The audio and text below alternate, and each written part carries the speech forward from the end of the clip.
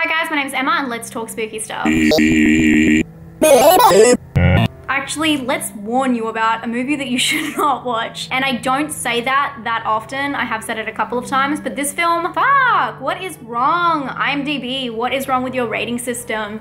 This is From a House in Willow Street. This film is awful. If you haven't heard of this film before, it is tragic because it does have a really good premise and I feel like it's just all screwed up.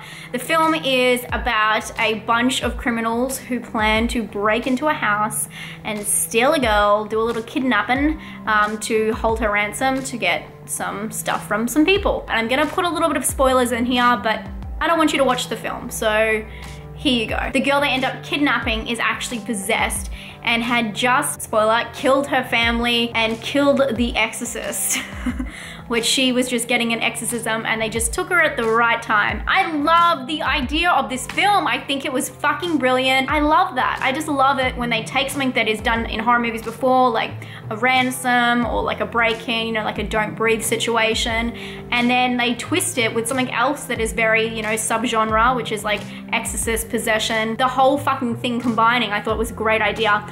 But the acting, I cannot get past. The dialogue, I cannot fuck with. And it doesn't reveal things at an appropriate time, and I think that's due to the dialogue. The weird thing about this film is it is actually highly rated, or not really highly, I think it's a 5 point something on IMDb as I'm recording this, but you look at the actual reviews, and I did this when I was watching the film because I was like, how the fuck did this be rated even 5? Like, it's ridiculous. So I looked into the reviews while I was watching it on IMDb just to see the personal ones, and every single one was like 1, 2, 1, 2. Why has this got such a high rating? What the fuck's going on here? What IMDb? Why is someone rating this? So someone has definitely been messing with the rating system. So getting back to the actual downfall of the film, it's the acting is incredibly cheesy, incredibly far-fetched, and incredibly like weird. And this does star, I'm really sorry, I'm blanking in the name, the girl who is in Your Next, which I love, and I feel really bad for her because I'm sure that she did not think that the film was going to turn out like it did. The film, the dialogue is definitely the key. It's just very forced, and also they're revealing different parts of their backstories within their dialogue, and it just seems a bit much, and it's a bit like, oh yeah, because you dyed your hair the other day, we used to call you this name, now we call you this name. Remember that time when I used to know that song because you sang it as a child? Like, it wasn't trying to be subtle, it wasn't letting you figure out stuff for yourself, you were just being force-feed these backstories and like weird things that people would just not say, and I don't like that. The thing that's great about the film, the way it looks, I thought that the like the jump scares were cheap, but the actual monsters and I don't know, like the special effects makeup was really, really great, and the production value was actually pretty cool. I'm just like dumbfounded by the way the storyline and everything they had going for it production-wise was really like fucked up by the acting and the dialogue, which was really sad. And as I always say when I write about these kind of films, these are the kind of films that we need to remake, because I would not have watched this film all the way through if I didn't really like the idea of it and feel like it had to have some redeeming quality, which it didn't. But a film about someone kidnapping somebody while they're being like possessed, I love that. I love that idea.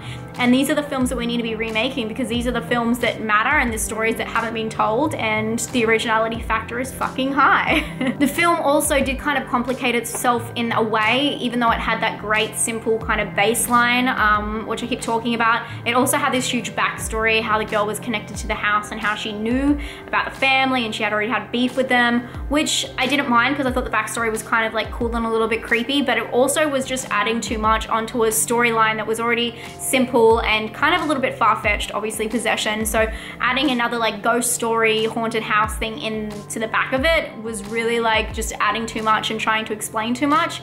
I didn't mind it, but I felt like that was definitely something that could have been axed, and then some of that dialogue that was so forced wouldn't have to have been there.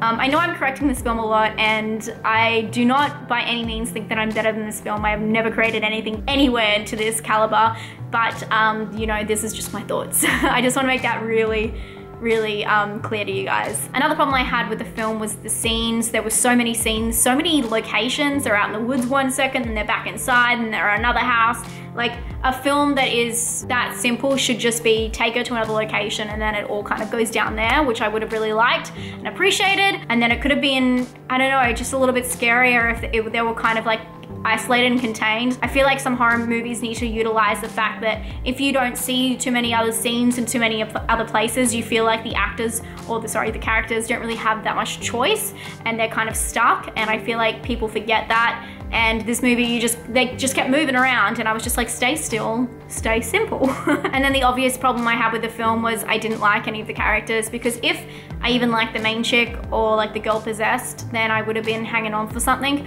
But I felt like the whole time I was watching the film and going, please end, please finish, please end, please finish. It's one of those films where you just feel like it's gonna end like 60 times and you just want it to end. I was really close to turning it off, I'm gonna say. This is a film, I'm telling you guys, avoid it. It is not worth the IMDb rating it has. I didn't like it. Not into it. I don't know how that happens. I'm gonna give it a personal score of 1 out of 10. Not a fan. I'm gonna give it a scare score of 3, just because I thought that the monsters and stuff was kind of like, well, not monsters, the demonic people were kind of cool, and very sad the production value went completely to waste. And then for originality, I'm gonna give it a 6. I think it's a really original idea, but it was just sunken underneath this dialogue, this bad acting, this cheese, and just very messy. It was a very messy story. Have you seen From a House in Willow Street, or it's called A House in Willow Street, depending on where you're from? Let me know down in the comments what you thought of it. I'll always love to hear you guys' opinions and your take on the film, and I'll talk to you guys very soon. Stay spooky, guys. Bye.